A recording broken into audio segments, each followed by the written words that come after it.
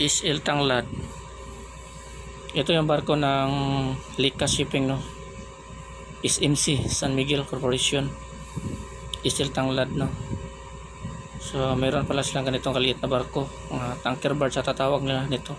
Akala ko yung mga MTC Agila, MTC Lawin, meron pala sila mga ganito.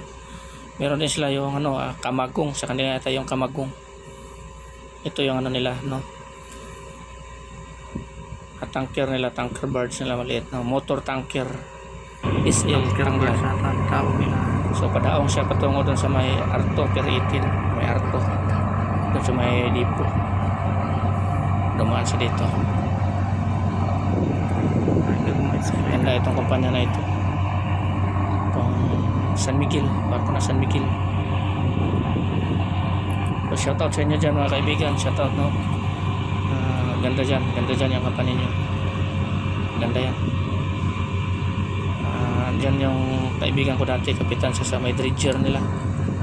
So kaso hindi nagtagal, namatay ata siya, si Laskiti, Ilo Laskiti. Shoutout sa inyo, baka kilala nyo yan. Barkada ko yun, si Ilo Laskiti, no? PMI 8 yan, PMI 8. Ito